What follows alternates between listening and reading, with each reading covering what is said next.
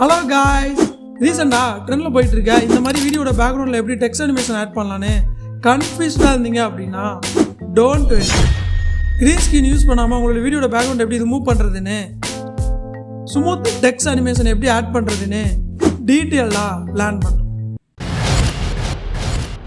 Welcome to Vasanthi focus. நான் உங்கள் ராஜா கோபி.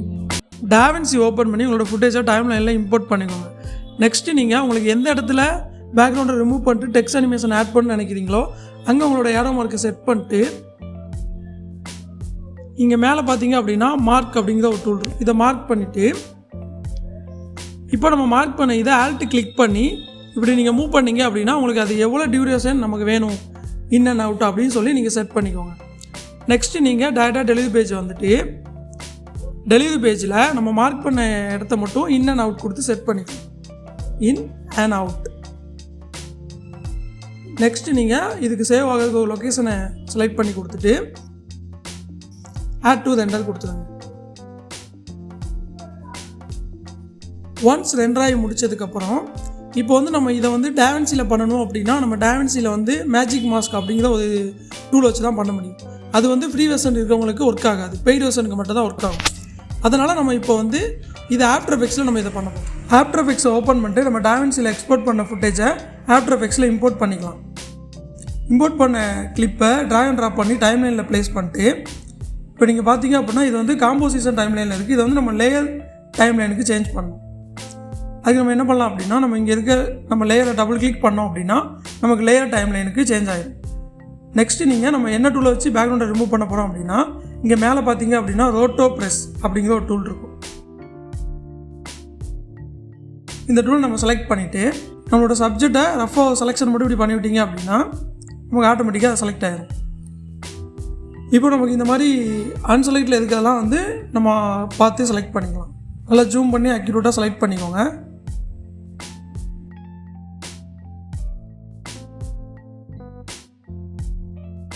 இந்த மாதிரி நம்ம சப்ஜெக்டை விட்டு வெளியே வந்துச்சு அப்படின்னா நம்ம வந்து அதை ஆல்ட்டு கொடுத்து மினிமைஸ் பண்ணிக்கலாம்.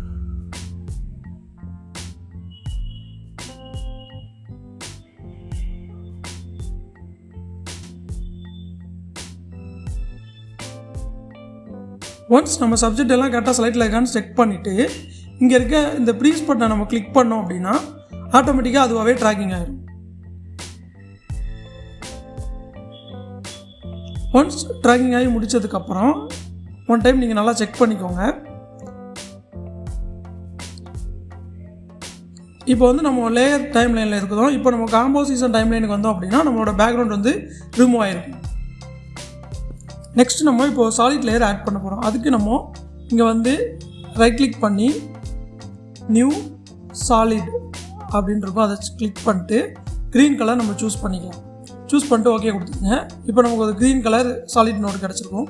இதை நம்ம வந்து வீடியோட பாட்டம் லேயரில் நம்ம ட்ராக் பண்ணி வச்சுக்கலாம். இப்போ பார்த்தீங்க அப்படின்னா உங்களுக்கு வந்து இந்த மாதிரி ஒரு க்ரீன் ஸ்க்ரீன் வீடியோ எஃபெக்ட் கிடச்சிருக்கும். நெக்ஸ்ட்டு நீங்கள் ஆஃப்டர் எஃபெக்ட்ஸில் இந்த வீடியோவை எக்ஸ்போர்ட் பண்ணிட்டு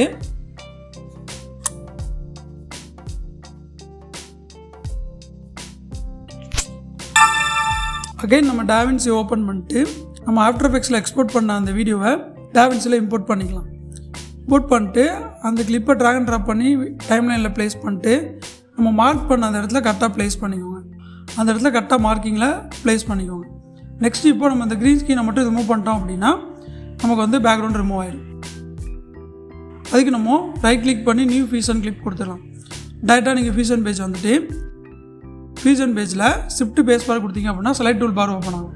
இதில் டெல்டா கியர் அப்படின்னு சர்ச் பண்ணி ஆட் கொடுத்துக்கோங்க. ஆட் கொடுத்துட்டு இங்கே சைடில் பார்த்தீங்க அப்படின்னா பேக்ரவுண்ட் கலர் அப்படின்னு இருக்கும். இதை வந்து நம்ம க்ரீனை செலக்ட் பண்ணிக்கலாம். செலக்ட் பண்ணிட்டு நீங்கள் டேரெக்டாக மறுபடியும் எடிட் பேஜ் வந்துடுங்க. எடிட் பேஜில் இப்போ வந்து நம்ம இந்த ரிமூவ் பண்ண இந்த வீடியோவை நம்ம வீடியோ ட்ராக் 4ல் ப்ளேஸ் பண்ணிக்கலாம். நெக்ஸ்ட்டு நான் இந்த மாதிரி ஒரு பேக்ரவுண்ட் எடுத்து வச்சுருக்கேன். இந்த பேக்ரவுண்டை நம்ம வந்து மிடில் லேயரில் ஆட் பண்ணிக்கலாம். மிடில் லேயரில் ஆட் பண்ணிங்க அப்படின்னா இந்த மாதிரி உங்களுக்கு விசிபிள் ஆகிடும். நெக்ஸ்ட்டு எஃபெக்ட்ஸ் வந்தீங்க அப்படின்னா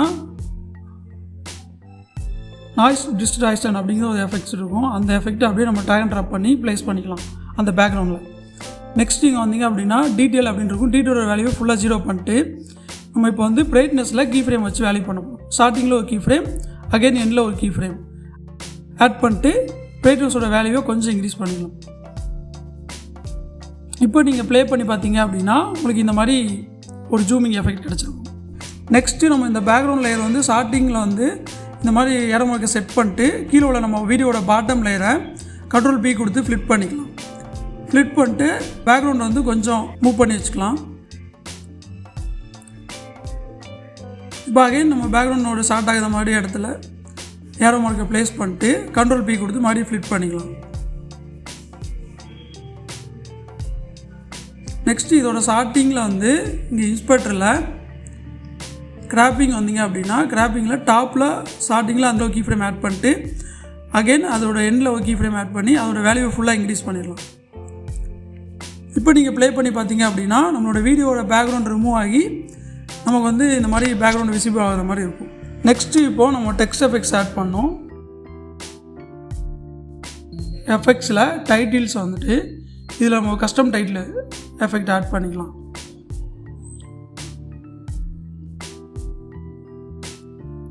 ஆட் பண்ணிட்டு உங்களுக்கு என்ன நேம் வேணுமோ அதை நீங்கள் இங்கே டைப் பண்ணிக்கலாம்.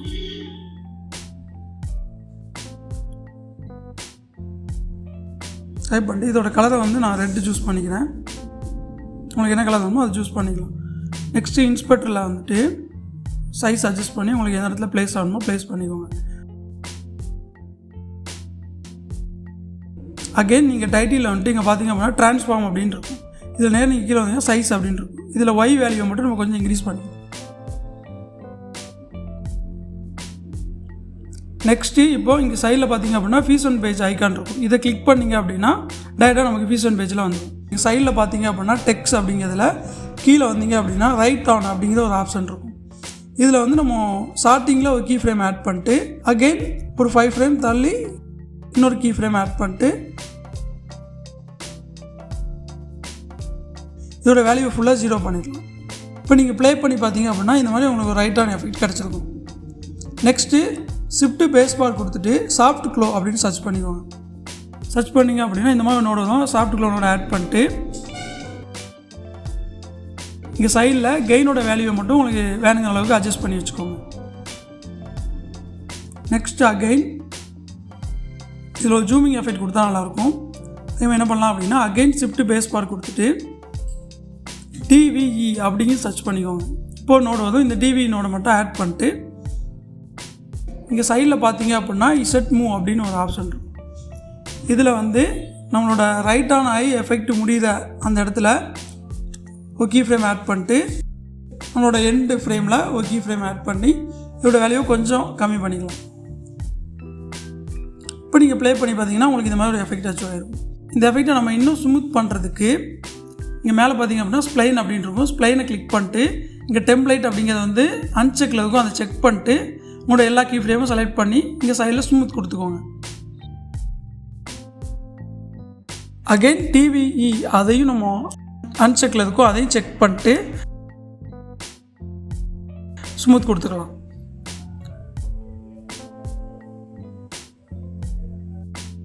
இப்போ நீங்கள் ப்ளே பண்ணி பார்த்தீங்க அப்படின்னா உங்களுக்கு இந்த எஃபெக்ட் அச்சீவ் ஆகிருக்கும். ஃபோட்டோகிராஃபி அண்ட் வீடியோ எடிட்டிங் ரிலேட்டடாக நீங்கள் எதாவது தெரிஞ்சுக்கணும்னு நினச்சிங்க அப்படின்னா மறக்காமல் இதை கிளிக் பண்ணி வச்சுக்கோங்க.